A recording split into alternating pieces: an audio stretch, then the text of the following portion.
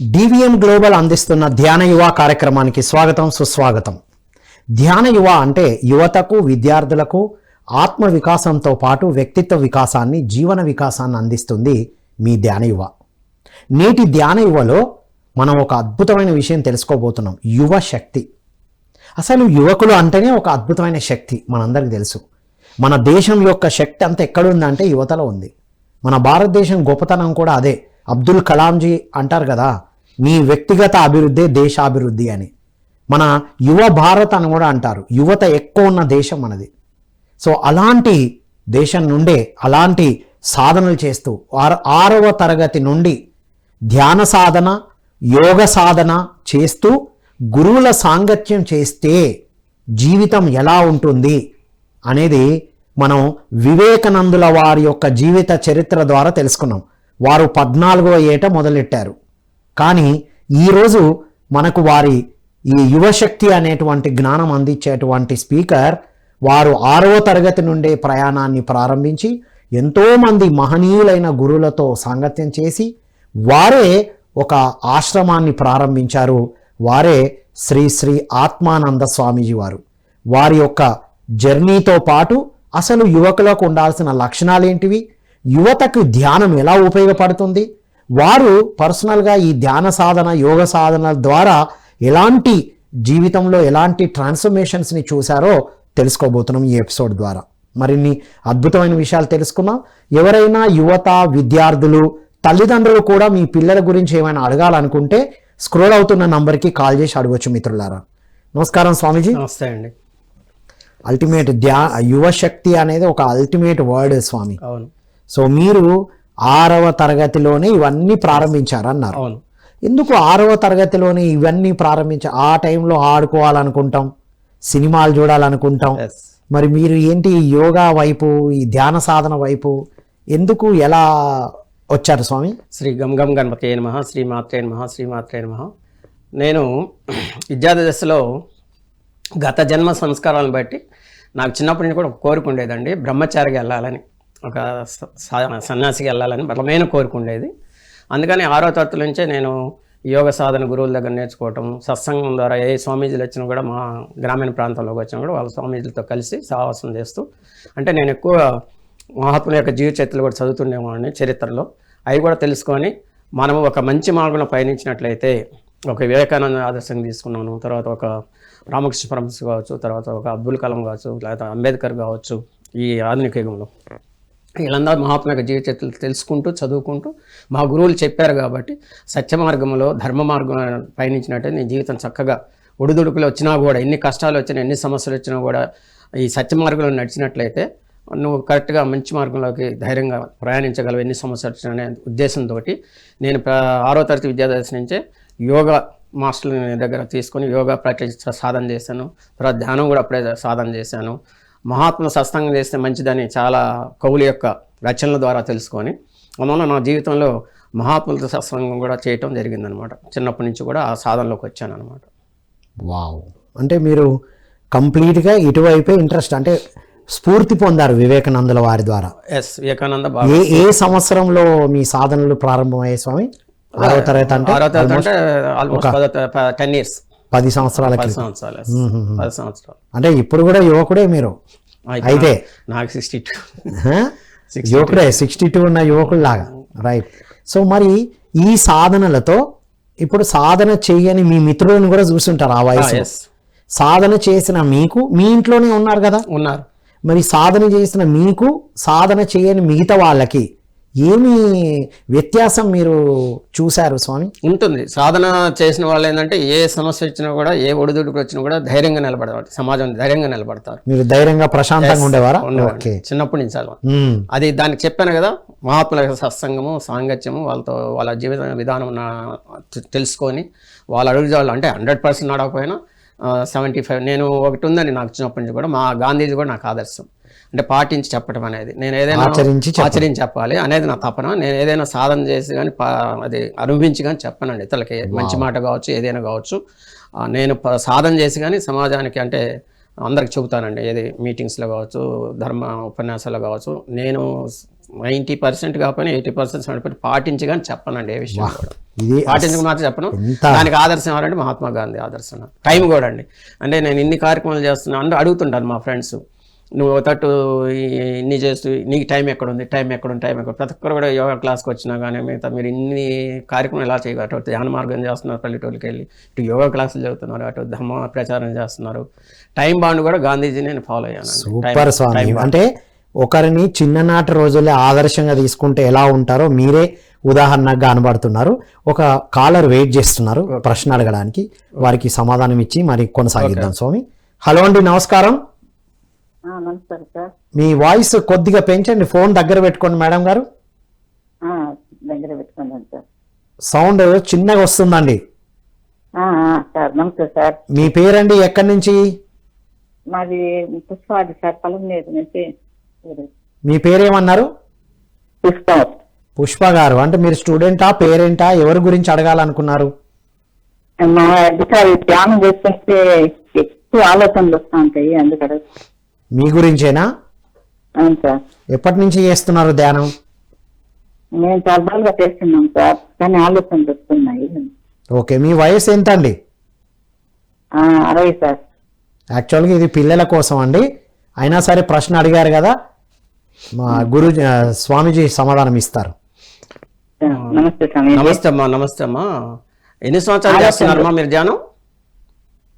మేము 4 సంవత్సరాలు చేస్తున్నాం సార్. 4 సంవత్సరాల నుంచా? అవునమ్మా. ధ్యానము చేసేటప్పుడు ఏంటంటే మీరు శిరాసనాలు కూర్చోవాలమ్మా. అంటే మీరు వయసు ఎక్కువ అంటున్నారా? వయసు ఎంత చెప్పారు? 60 అంటే కొద్దిగా మళ్ళీ మనం ఏంటంటే చిల్డ్రన్ సైకాలజీ వస్తుంది. అంటే 60 అయిన తర్వాత మళ్ళీ ఏంటంటే యువతిలాగా తయారైపోతారు. మనసు అలా ఉంటుంది.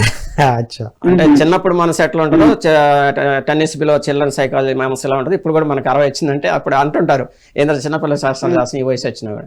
అంటే మీకు ధ్యానం ఏకాగ్రత కుదరాలంటమ్మా ఒక మంచి సంగీతం పెట్టుకోవాలమ్మా. స్టార్టింగ్లో ఎవరు కూడా ధ్యానం అనేది ఎవ్వరికీ కుదరదమ్మా. గురువు గారు చెప్పింది, నీకు నచ్చిన భక్తి పాటలు కావచ్చు, లేదా భక్తి సంగీతం కావచ్చు, లేదా ఫ్లూట్ మ్యూజిక్ కావచ్చు, లేదా వీణ మ్యూజిక్ కావచ్చు. కొన్నాళ్ళు మీరు ఏం చేస్తారంటే ఒక రూమ్లోకి వెళ్ళి ప్రశాంతంగా ఉండాలమ్మా. అక్కడ లైటింగ్ కూడా ఉండదు. రూమ్లో డోర్ వేసుకొని లోపల ఒక శిరాసనం కుర్చీలో కూర్చోండి. ఈ వయసులో కింద కూర్చోలేరు కాబట్టి ఒక కుర్చీలో కూర్చొని కాలు మీద కాలు వేసుకొని చేతులు ఇలా పెట్టుకొని తర్వాత మీరు ఏం చేయాలంటే మీకు నచ్చిన సంగీతము సెల్ ఫోన్ ద్వారా కానీ ఏదైనా టేప్ రికార్డ్ ద్వారా కానీ పక్కన పెట్టుకోవడము. పెట్టుకొని నిరంతరం కనుక ఆ సంగీతం వింటూ సాధన చేస్తే కొన్నాళ్ళకి మీకు ఆలోచనలను కూడా దూరం అయితే మీరు మనసులో కూడా సంకల్పం చేసుకోవాలి, నాకు చెడు ఆలోచనలు రాకూడదు, అన్ని మంచి ఆలోచనలు రావాలి, ఆలోచన దూరం అయిపోవాలి అని అనుకుంటూ ధ్యానం చేస్తూ ఆ సంగీతం సాధన పక్కన పెట్టుకొని వింటూ వినంగా మీకు ఆలోచనలు కూడా దూరం అయిపోయి ప్రశాంతంగా ఏకాగ్రత పోతుందమ్మా. ఇలా చేయంగా మనసు శూన్యం అయిపోతుంది. శూన్యం అయిన తర్వాత మీకు ధ్యానం అనేది ఏకాగ్రత పోతుంది, ఇబ్బంది ఏం లేదు.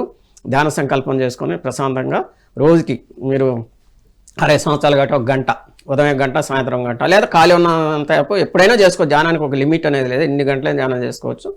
మీకు ధ్యానం ఏకాగ్రత కుదరటం లేదు కాబట్టి ఒక మంచి సంగీతాన్ని, ఆహ్లాదకరమైన సంగీతాన్ని పక్కన వింటూ చేయండి అమ్మా. చేయంగా 40 రోజులు పోతే మీకు ఏకాగ్రత అవుతుంది, ఆలోచనలు కూడా దూరం అవుతాయి.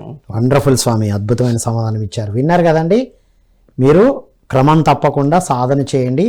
మీకు పిఎంసిలో ఉదయం 6 గంటలకి సాయంత్రం 6 గంటలకి మీకు ధ్యానం గురించి చెప్తూ ఉంటారు, సంగీతం వస్తూ ఉంటుంది. పిఎంసి మ్యూజిక్ అని కూడా మీరు యూట్యూబ్లో చూస్తే మంచి సంగీతాలు ఉన్నాయి, ఆ సంగీతం పెట్టుకొని సాధన చేయమని చెప్తున్నారు స్వామీజీ. అలా సాధన చేసి మీ అనుభవాల తర్వాత పంచండి. ఓకే అండి, థ్యాంక్ యూ అండి, thank you for calling. Yes స్వామీజీ.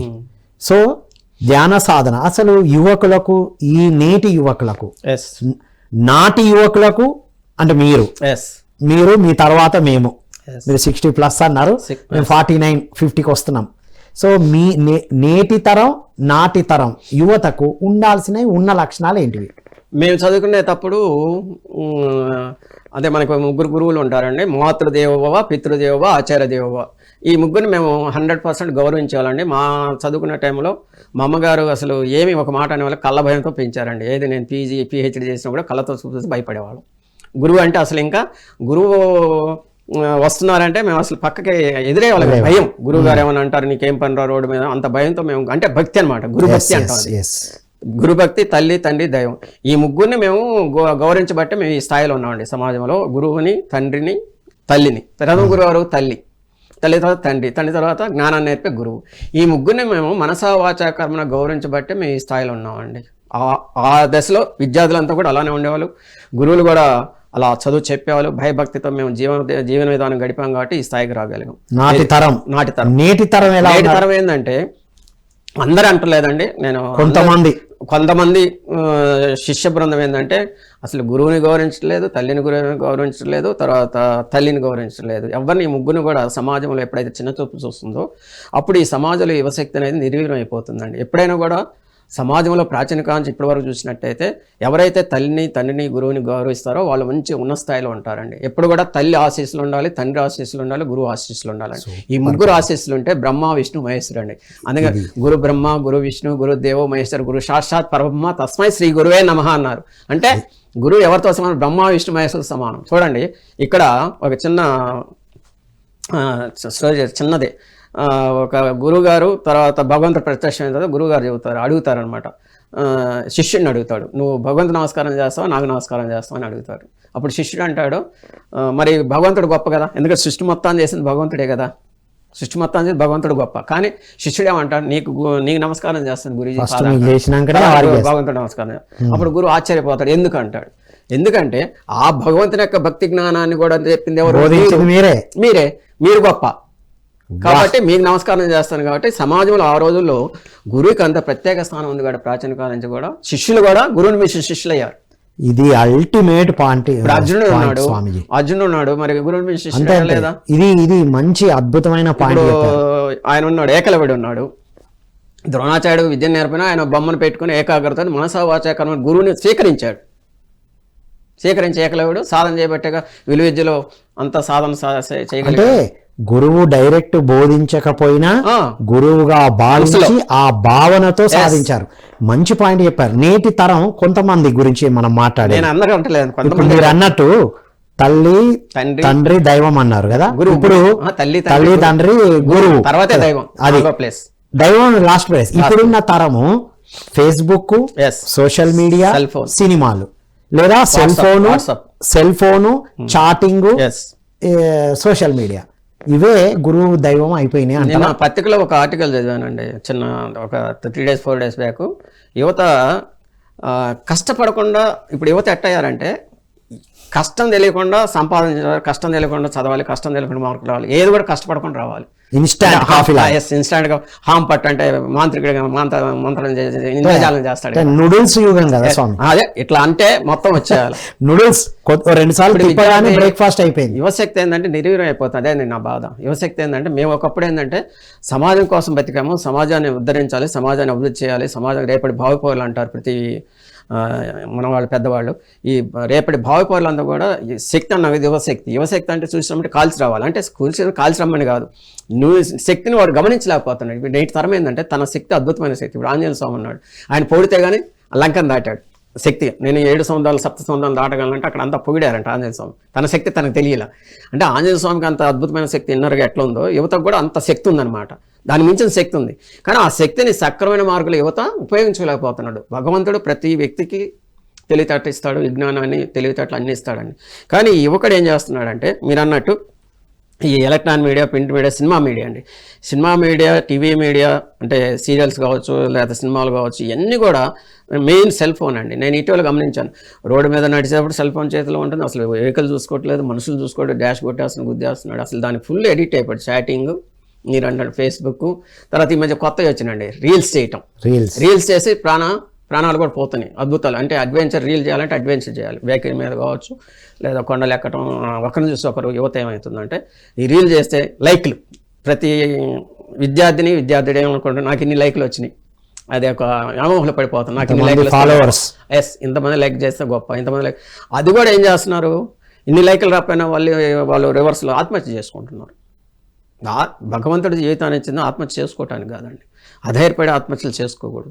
ఇప్పుడు చదువు ఉందండి, చదువు కూడా పేరెంట్స్ కూడా కొంతమంది పోటీ తత్వం పెట్టి నువ్వు సొంట ఎదవా, నీకు ర్యాంక్ రాదురా, పక్కోడికి ర్యాంక్ ఎంత వచ్చింది, వాడికి ర్యాంక్ వస్తుంది, ఈ విమర్శలు చేయకూడదండి. ఒక విద్యార్థిని తల్లిదండ్రులు ఎప్పుడు కూడా తోటి విద్యార్థితోటి పోటీ పెట్టి తిట్టకూడదండి.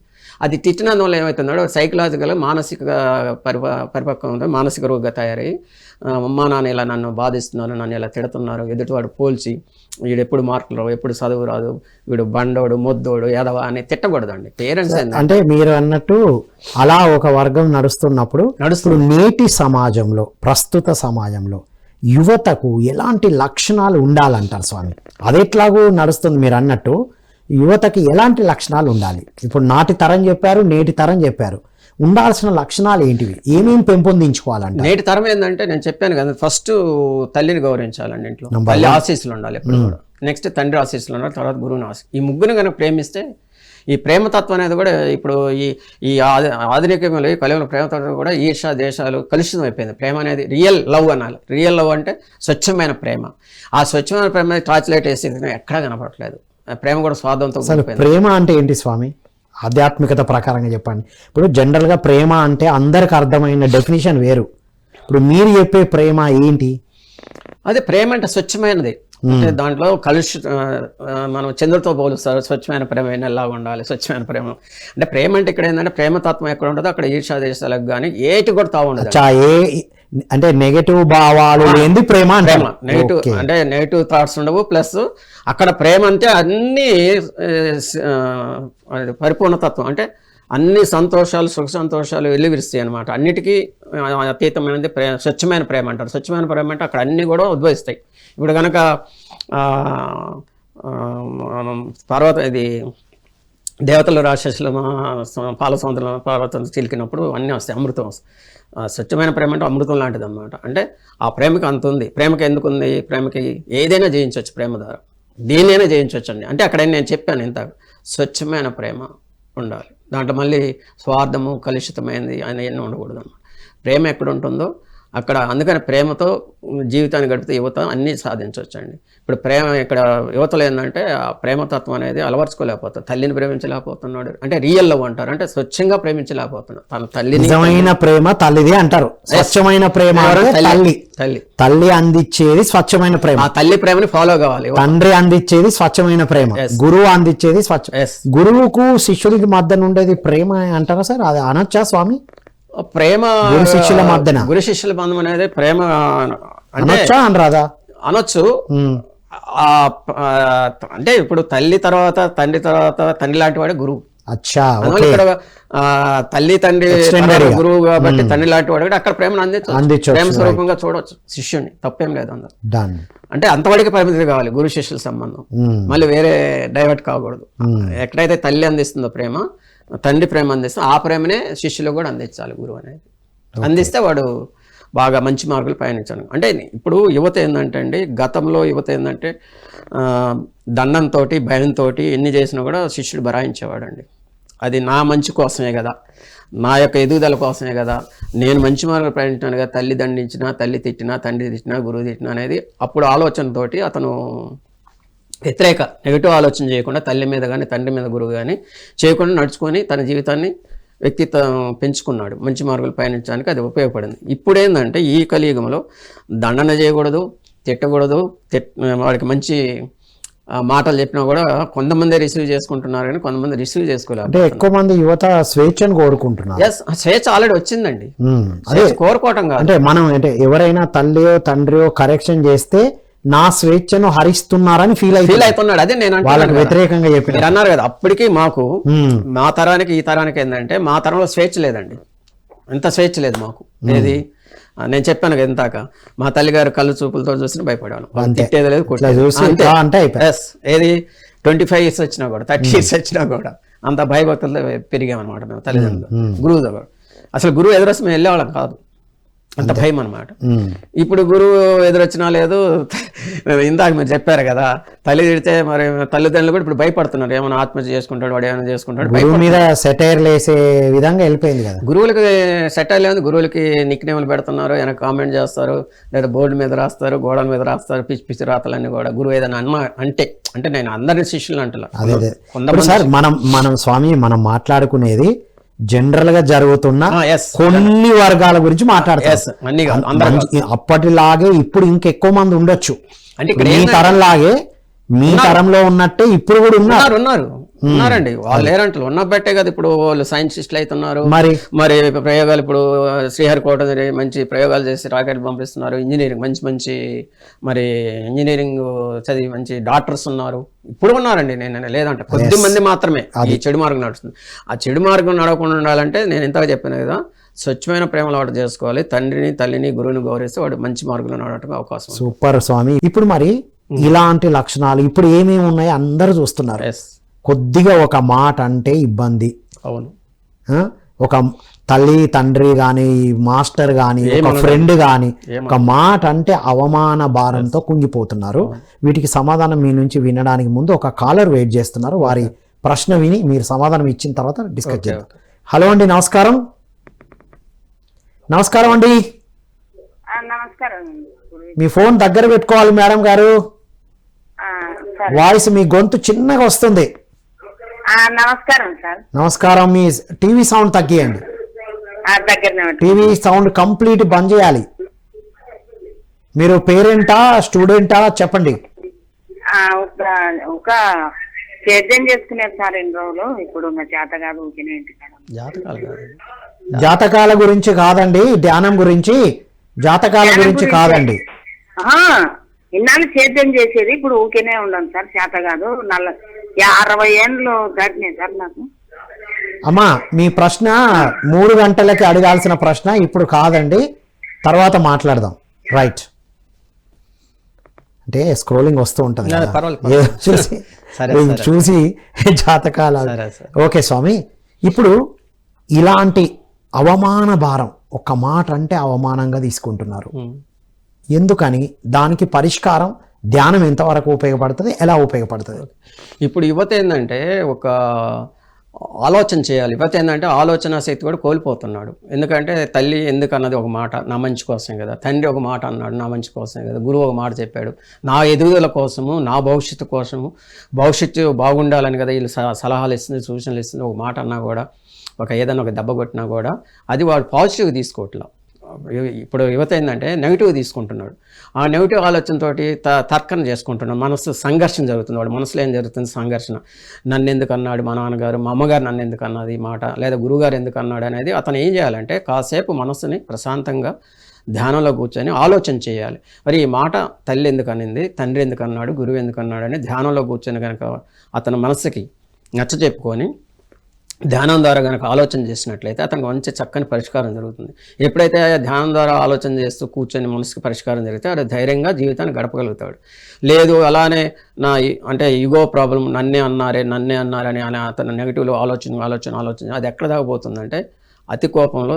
ఎప్పుడు కూడా కోపంలో నిర్ణయాలు తీసుకోకూడదండి. మనసు ప్రశాంతంగా ఉన్నప్పుడే ఏ నిర్ణయం తీసుకోవాలి. ఎవరైనా సరే, అటు విద్యార్థులు కావచ్చు, ఎవరైనా పెద్దవాళ్ళు కావచ్చు. ఆవేశంలో నిర్ణయం తీసుకుంటే అది చెడు మార్గానికి పోతుంది కానీ మంచి మార్గానికి పోదు. ఇప్పుడు యువత ఏంటి, అనాలోచితంగా ఆవేశంలో నిర్ణయం తీసుకొని ఆత్మహత్యలు చేసుకుని ఈ మధ్య మనం చూసిన సమాజంలో ఎక్కువ ఆత్మహత్యలు చేసుకుంటున్నారు. చిన్నదానికి, అది పెద్ద సమస్య కాదు, చిన్న సమస్యలు కూడా ఆత్మహత్య చేసుకుంటున్నాడు. దేనికి చేసుకుంటున్నాడు? అతని దగ్గర ఆత్మస్థైర్యం లేదు, మానసిక ప్రశాంతత లేదు, తర్వాత నెగిటివ్ ఆలోచనలు ఎక్కువ చేసుకుంటూ పోతున్నాడు. ఈ అన్నిటికీ పరిష్కారం ఏంటంటే ధ్యానం చేసినట్లయితే మనసు ప్రశాంతత జరుగుతుంది, నెగిటివ్ ఆలోచనలు దూరం అవుతాయి. తర్వాత ధైర్యంగా జీవితం గడపడానికి ఒక ఆయుధం ఏంటంటే ఆధునిక యువశక్తికి నేను సలహా ఇచ్చేది ధ్యానం చేయండి. మీకు టైం ఉన్నప్పుడల్లా ధ్యానం చేసిన విద్యార్థి దశలు, ముఖ్యంగా విద్యార్థులు ఏంది, మీ తల్లిదండ్రులు కోరుకునేది ఏంటి, మా వాడు మంచిగా చదువుకోవాలి, మంచి ర్యాంకులు రావాలి, మంచి ఉద్యోగం రావాలి, మంచి సంపాదన చేయాలని ఏ తల్లిదండ్రులను కోరుకుంటారు. అది సహజం అన్నమాట. కాకపోతే ఇప్పుడు ఏంటంటే యువత సుఖాలకు అలవాటు పడిపోతున్నాడు. అంటే భౌతిక సుఖాలకి ఏంటి, ఇందాక మీరు చెప్పారు ఫేస్బుక్, సెల్ ఫోన్ ఎప్పుడు ఉండేవి, సినిమాలు ఎప్పుడు ఉంటాయి, ఈ సెల్ ఫోన్ ఎక్కడ పోదు, ఫేస్బుక్ ఎక్కడ పోదు, వాట్సాప్ ఎప్పుడు, చాటింగ్ ఎప్పుడు ఉండేవి సమాజంలో. ఫస్ట్ మనం చేయాల్సింది ఏంది, నీ కాళ్ళ మీద నువ్వు నిలబడాలి. వివేకానంద మహర్షి ఆయన యువత గురించే పోరాడాడు. జీవితం మొత్తం ఆయన యువతకే సాక్రిఫైస్ చేశాడు జీవితాన్ని వివేకానంద మహర్షి. నేనంటాను వివేకానంద జీవిత చరిత్రని, వివేకానంద కొటేషన్, వివేకానందని జీవిత చరిత్ర ప్రతి యువత కూడా చదవాలి. చదివితే కొంత మీకు ధైర్యం వస్తుంది. అతని యొక్క కొటేషన్స్ కూడా మీకు బలాన్ని చేకూరుస్తుంది, ధైర్యాన్ని చేకూరుస్తుంది. కాబట్టి నేను ఈ ఛానల్ ద్వారా, పిఎంసి ఛానల్ ద్వారా యువతకు నేను ఇచ్చే సందేశం ఏంటంటే, మహాత్ములు ఎవరైతే మీకు దిశానిర్దేశం చేసే మహాత్ములు జీవిత చరిత్రలు చదవమంటున్నాను. పత్రిజీ చెప్పిన ధ్యాన యొక్క ఎపిసోడ్స్ చూడండి. పత్రిజీ మాట్లాడిన ధ్యానం గురించి అది కూడా చూసినందువల్ల ఆ ధ్యానం యొక్క గొప్పతనం తెలుసుకొని మీ జీవితంలో పరిపూర్ణమైన జీవితాన్ని గడపడానికి, పరిపూర్ణమైన మార్గంలో నడవడానికి ఈ ధ్యానం అనేది చాలా వరకు ఉపయోగపడుతుందండి. ఇప్పుడు స్వామి ధ్యానం చేస్తే అద్భుతంగా ఉంటుందని మనకన్నా నేటి తరానికి ఎక్కువ తెలుసు. ఎందుకంటే రీసెర్చ్ పేపర్స్ అన్నీ గూగుల్లో ఉన్నాయి, వెబ్సైట్స్లో ఉన్నాయి, వాళ్ళకి తెలుసు. అయితే మరి ఈ మనసు కుదుట పడకుండా అడ్డుపడేది ఆహారం యొక్క ఇంపాక్ట్ ఉందా నేటి తరం మీద? ఉందండి. ఆహారం మేము ఇప్పుడు యోగా నేర్చుకునేటప్పుడు 40 రోజులు అండి క్లాస్. 40 రోజుల్లో యోగాలో ఎప్పుడు కూడా ఈ జింక్ ఫుడ్, ఫాస్ట్ ఫుడ్ కానీ అసలు మీల్స్ అనేది వరి ధాన్యం అంటే ధాన్యం అన్న ఆహారం అనేది ఒక మెతుకు కూడా పెట్టేవాళ్ళు కదండి. కంప్లీట్ ఆ 40 days ఫ్రూట్ జ్యూస్, ఫ్రూట్స్, శాకాహారమే తీసుకున్నారు. ఆ శాకాహారం పచ్చి కూరగాయలండి, కాకరకాయతో సహా. మా గురువు గారు జాంగిరీ పెడుతున్నా అంటే జాంగిరీ అంటే కాకరకాయ జాంగిరీ పెడతానంటే అనుకునేవాళ్ళం. ప్రకృతి దాంట్లో జాంగిరీ. ఎస్. కాబట్టి మాకు ఆ 40 days నేను దాదాపు 10 మంది యోగా క్లాసులు చేసినప్పుడు మరి మొత్తం ప్రకృతి ఆహారం, శాకాహారం తీసుకున్నాను. మాంసాహారం అస్సలు లేదు, ప్లస్ ఈ భోజనం అనేది అస్సలు ఉండదు. అంత ప్రకృతిలో పండే ఫ్రూట్స్ కావచ్చు, పనసపండు కావచ్చు, పుచ్చకాయ కావచ్చు, దోసకాయలు, కూరగాయలు, ఇంకా A to Z కూరగాయలు తినాల్సిందే, మొత్తం శాకాహారమే. ఇప్పుడు మేము అంత ఆ రోజులు మరి ఇప్పుడు నేను దాదాపు 40 సంవత్సరానికి ఒక మధ్యాహ్నం పూటే భోజనం చేసి నైట్ అసలు లేదు, మొత్తం night complete fruits, morning fruit కూడా తీసుకోండి, ఓన్లీ మధ్యాహ్నమే కొద్దిగా. అది నేను జీవించాలి కాబట్టి తీసుకుంటాను లైట్ ఆహారం. కాబట్టి ఇక్కడ నైట్ కూడా కంప్లీట్ శాకాహారమే. శాకాహారం ఫ్రూట్స్ అనమాట తీసుకుంటాను, ఎక్కువ ఫ్రూట్సే తీసుకుంటాను. కుక్కుడు ఫుడ్ ఓన్లీ ఆఫ్టర్నూన్ తీసుకుంటారు మీరు? ఎస్, అంతే. ఇది ఎప్పటి నుంచి? దాదాపు విద్యాదశ నుంచి 40 years పైన, 45 years. అంటే ఇప్పుడు విద్యార్థులకు మీ నుంచి వెళ్ళే సందేశం ఏంటంటే ఫుల్గా తింటేనే, అన్నీ తింటేనే బలంగా ఉంటాం, దృఢంగా ఉంటాం అనుకున్నారు. శరీరానికి యోగాని ఇస్తున్నారు, మనస్సుకి ధ్యానం ఇస్తున్నారు, ఆత్మకు ఆత్మజ్ఞానం ఇస్తున్నారు, శరీరానికి శాకాహారం, శరీరానికి ఫుల్ శాకాహారం ఇస్తున్నారు, తీసుకుంటున్నారు. అంటే కాబట్టి నేను ఇలా ఉండగలిగాను. సో 62వ ఏట కూడా మీరు ఆరోగ్యంగా ఉన్నారు అంటే చిన్ననాటి నుండి వేయడం వల్ల. మరి యువత కంప్లీట్ ఇప్పుడు మరీ ప్రకృతి సహజంగా కాకుండా ఏం తీసుకుంటే విద్యార్థులు ప్రకృతి ఆహారం దూరంగా వెళ్ళిపోయారండి. నేను చూస్తున్నా కదా, ఎక్కడ సెంటర్స్ లో చూసినా కూడా ఈ నూడిల్స్ ఒకటి, బేకరీ ఫుడ్, జింక్ ఫుడ్ అనమాట, అంతా మైదాతో ఇవన్నీ కూడా. ఈ ఫుడ్స్ అన్నీ కూడా ఏంటంటే లైఫ్ స్టైల్ని, వాళ్ళ జీవితాన్ని, బాడీ స్ట్రాంగ్ అనమాట, దృఢంగా ఉండాలి. బాడీ శరీరం దృఢంగా ఉన్నప్పుడే నువ్వు ఏ పైన చేయగలవు. ఈ ఇప్పుడు తీసుకునే జింక్ ఫుడ్స్, ఫాస్ట్ ఫుడ్స్ అన్నీ కూడా శరీరానికి ఉపయోగం లేదండి. అది వేస్ట్ ఫుడ్ అనమాట. అంటే నీకు బలాన్ని, శక్తిని ఇచ్చే ఫుడ్ కాదు మనం తీసుకునే ఫుడ్. ఓన్లీ టేస్ట్ బడ్స్ ని టెంపరీగా, ఓన్లీ ఆ నాలుగు రుచి కోసం నాలుగు బానిస అయిపోయాడు. 6 సెకండ్ల 6 seconds. ఇప్పుడు ఈ నాలుగు ఎంత అంటే 3 అంగుళాలు. ఈ నాలుగుకి విద్యార్థి బానిస అయిపోయాడు. ఏంది ఇప్పుడు ఆ నాలుగు మీద షడ్ రుచులు, గొంతులకు సొరపేడు జరిగితే నువ్వు రుచి తెలియదు.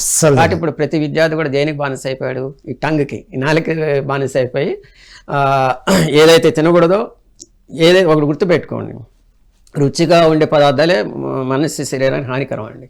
రుచిగా ఉండే టేస్ట్ ఫుడ్ అంటాం. ఏదైతే రుచులు ఉంటాయో ఆ మానవ శరీరాన్ని అది నిర్వీర్యం చేస్తున్నాం. ఇప్పుడు టేస్ట్ తో పాటు న్యూట్రిషియస్ ఫుడ్ కూడా టేస్ట్ ఉండదా? న్యూట్రిషన్ ఫుడ్ అంత టేస్ట్ ఉండదండి. ఇప్పుడు ఫ్రూట్స్ టేస్టే ఉంటాయి కదా. ఉంటాయంటే దీనంతా వాళ్ళు అనుకునేది దీనికి టేస్ట్ లేదు, బనానా కన్నా బజ్జీ టేస్ట్. ఎస్, మీరు కరెక్ట్గా చెప్పారు.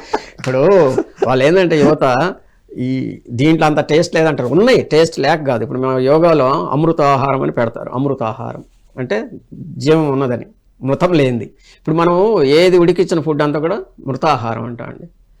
ఏదైతే ఉడికిస్తామో అది ఏదైనా కావచ్చు ఫుడ్, ఆ మృతాహారాన్ని ఎక్కువగా లైక్ చేస్తున్నారు ఇప్పుడు యువత. ఆ మృతాహారంలో అమృత ఆహారం తీసుకోవాలి. అమృత ఆహారం అంటే ఏంటి? ఈ ఫ్రూట్స్ అనమాట. ఫ్రూట్స్ కానీ, కూరగాయలు కానీ అన్నీ తీసుకుంటే అసలు నేను అనుభవించానండి.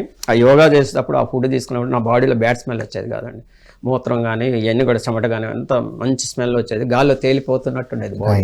కుక్కుడు ఫుడ్ తీసుకున్నప్పుడే ఈ స్మెల్స్ అన్ని కుక్కుడు ఫుడ్ తీసుకున్నప్పుడు, ప్లస్ ఈ ఫాస్ట్ ఫుడ్ కావచ్చు, జింక్ ఫుడ్ తీసుకున్నప్పుడు ఈ శరీరం కూడా అంత బ్యాడ్ స్మెల్ వస్తుంటది. ఇది మీరు అల్టిమేట్ పాయింట్ స్వామి. ఇక్కడ యువతకి వెళ్ళాలి మెసేజ్. మీ బాడీ బ్యాడ్ స్మెల్ రావడానికి, మీ మలమూత్రాలు బ్యాడ్ స్మెల్ రావడానికి మీరు తీసుకునే ఆహారమే. దాన్ని కవర్ చేయడానికి ఎన్ని డియోడ్రెంట్లు కాబట్టి నీవు తీసుకునే ఫుడ్ స్వచ్ఛంగా ఉంటే నీ బాడీ స్మెల్, నీ మనస్సు స్వచ్ఛంగా ఉంటుంది. మనసు ఎప్పుడైతే స్వచ్ఛంగా ఉంటుందో అసలు నీ లైఫ్ జీవితం అద్భుతం మారిపోతుంది. అలా ఉన్న వాళ్ళు కూడా ఉన్నారు కదా. ఉన్నారు. ఇప్పుడు చాలా మంది సెలబ్రిటీస్ వెజిటేరియన్ గా మారుతున్నారు, ధ్యాన సాధన ఇప్పుడు చేస్తున్నారు. ఎక్కడ దాకా ఎందుకండి, ఇప్పుడు మన సినిమా హీరోలు సెలబ్రేట్ చాలా మంది ఉన్నారు కదా, యువత తీసుకుంటున్నారు కదా వాళ్ళని ఆదర్శంగా, వాళ్ళు లైక్ చేస్తున్నారు కదా, వాళ్ళని ఇంటర్వ్యూ చేయండి. వాళ్ళు చెప్పేది మేము జ్యూస్ ఎక్కువ తాగుతామండి, ఒక హాఫ్ ఇడ్లీ తింటాం, ఒక ఇడ్లీ తింటాం. వాళ్ళు ఎక్కువ జ్యూసే తాగేది. సెలబ్రిటీస్ అంతా కూడా వాళ్ళ శరీరాన్ని అందంగా ఉంచుకోవడానికి, వాళ్ళ అన్నం ఉంటేనే కదా రానిచ్చే సెలబ్రిటీలు కాదు, హీరోయిన్స్. ఇది అల్టిమేట్ పాయింట్. మన వాళ్ళందరినీ ఆదర్శంగా తీసుకుంటున్నారు యువత ఆదర్శం తీసుకుంటుంది, కానీ ఆ ఫుడ్ ఆదర్శంగా తీసుకోవట్లా. అది సెలబ్రిటీస్ ఫుడ్ ఆదర్శంగా తీసుకోవాలంట. సెలబ్రిటీస్, హీరోస్, హీరోయిన్స్ ఆ విధంగా ఉండడానికి చాలా డైట్స్ ఫాలో చేస్తున్నారు. చివరగా మీ మెసేజ్ స్వామి యువతకి. యువత నేను కోరేది ఏంటంటే, నేను తల్లిదండ్రులకు కానీ యువత కానీ నేను పెద్దవాడిని నమస్కరించి చెప్పేది ఏంటంటే, మత్తు పదార్థాలకి, తర్వాత సిగరెటు, ధూమపానాలకి, మత్తు పదార్థాలకి, తర్వాత డ్రింక్ ఎడిక్ట్. ఈ మధ్య నేను చూశాను యువత చిన్న వయసులోనే ఈ గంజాయి ఒకటి, మత్తు పదార్థాలు, డ్రగ్స్కి వీటికి బానిసలు అయిపోతున్నారు. నిన్న మనం చూసాం చిన్న ఎగ్జాంపుల్, 2 days బ్యాక్ వాళ్ళ సొంత తాతనే 112 కత్తిపోటు పొడిచాడు. దానికి ఎడిక్ట్ ఏంటంటే డ్రగ్ ఎడిక్ట్. అతను ఇద్దరికి పంచాడండి ఆస్తి. ఆ అబ్బాయికి ఆస్తి పంచలేదని అమెరికా నుంచి వచ్చాడు ఈ మధ్య. తాతనే దాదాపు 112 కత్తిపోటు పొడిచాడు. వాళ్ళ అమ్మ అడ్డం వస్తే వాళ్ళ అమ్మను కూడా 12 కత్తిపోటు పొడిచాడు. దానికి కారణం ఏంటంటే డ్రగ్ ఎడిక్ట్. అందులో ఈ డ్రగ్ ఒకటి, గంజాయి ఒకటి, తర్వాత మత్తు పదార్థాలన్నీ కూడా యువత బానిస కాకుండా మీ మంచి జీవితాన్ని గడపాలి నేను కోరుకుంటున్నాను. మీ తల్లిదండ్రులను గౌరవించండి, మీ తల్లిని, తండ్రిని, తర్వాత గురువుని గౌరవించినప్పుడు నీ జీవితం అద్భుతంగా ఉంటుంది, అద్భుతమైన మార్గంలో జీవిస్తావు. నీకు ఒక జీవితం అంటూ మంచి జీవితం ఏర్పడుతుంది. ఈ జీవితాన్ని నువ్వు ఇవన్నీ కూడా అధిగమించాలి. కష్టాలు కానీ, బాధలు కానీ, తర్వాత దుఃఖాలు కానీ అన్నీ నువ్వు ధైర్యంగా ఎదుర్కోవాలంటే ధ్యానమే ఏకైక మార్గం. ధ్యానం కనుక చేసినట్టు నీకు అద్భుతమైన శక్తి అందుతుంది. ఆ అద్భుతమైన శక్తి ద్వారా నువ్వు జీవితాన్ని సుఖమయంగా చేసుకోగలవు, ఆనందమయంగా చేసుకోగలవు. నేను చివరిగా చెప్పేది ఏంటంటే, యువత ఈ డ్రగ్స్, మత్తు పదార్థాలకి, మత్తు పానీయాలకు దూరంగా ఉండాలని మనస్ఫూర్తిగా కోరుకుంటున్నాను. చివరిగా తల్లిని, తండ్రిని, గురువుని గౌరవించడం మొదలుపెట్టు. నీకు అది ఏదో తెలుస్తుంది. తల్లి ఆశీస్సులు, గురువు ఆశీస్సులు, తండ్రి ఆశీస్సులు ఉన్నప్పుడు నీకు అన్ని విజయాలే. వాళ్ళ ఆశీస్సులు లేనప్పుడు నువ్వు ఎన్ని చేసినా కూడా అది వ్యర్థం, జీరో అవుతుంది అనమాట, శూన్యం. Wonderful Swamiji, thank you so much. Thank you. ఇదండి my dear students, youth of India and the world. విన్నాం కదా, 6వ తరగతి నుండి యోగ సాధన ప్రారంభించి ఎంతోమంది గురువుల సాంగత్యంతో ఇప్పుడు 62వ ఏట, అంటే 6 సంవత్సరాల్లో ప్రారంభించినారు అనుకుంటే 60 ఏళ్ళు ఆరోగ్యంగా హాయిగా ఉన్నారు. వాళ్ళ మానసిక స్థైర్యాన్ని చూసాం, వాళ్ళ వాక్ దాటి విన్నాం మనం వారి యొక్క. కాబట్టి ఇప్పుడు మీరు అంతా పచ్చికూరలు తినమని కాదు మా ఉద్దేశం, కానీ మీకు ఏది మీ బాడీ చెప్తుందో వినండి, నాలుకను కాదు. బాడీకి సరిపోయిన మీ బాడీ ఏం చెప్తుందో విని చూడండి. లేదా మీరు ఎవరిని ఆదర్శంగా తీసుకుంటున్నారో వారి ఎక్స్టర్నల్ రూపాన్ని కాదు, వారి ఆహార వ్యవహారాల్ని కనుక మీరు తీసుకుంటే, ధ్యాన సాధనే అన్నిటికీ మూలం. ధ్యానం చేసినప్పుడు మనస్సు ప్రశాంతంగా ఉంటుంది. ఎలాంటి బ్యాడ్ హ్యాబిట్స్కి వెళ్ళము. ఏ బ్యాడ్ హ్యాబిట్ అయినా మిమ్మల్ని ఇబ్బందులకు గురి చేస్తుంది. బ్యాడ్ హ్యాబిట్స్తో ఉండి విజయం సాధించి ఎక్కువ రోజులు జీవించిన వ్యక్తులు ఎవ్వరు లేరు, మీరు చరిత్రలో చూసుకోండి. కానీ నిజాయితీతో ధర్మయుతంగా జీవించిన వాళ్ళు తక్కువ రోజులు జీవించవచ్చు, కానీ వాళ్ళు వెళ్ళిన తర్వాత కూడా జీవించే ఉన్నారు. అందులో వివేకానందుల వారు, ఆది శంకరాచార్యుల వారు, ఎంతోమంది మహనీయులు ఉన్నారు.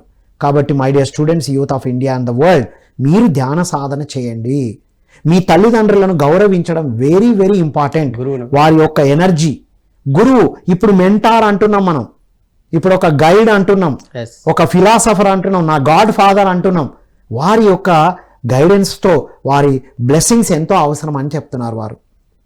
కాబట్టి మిత్రులారా, ప్రతి ఒక్కరూ ఒక గురువు యొక్క గైడెన్స్తో ఎదిగిన వారే.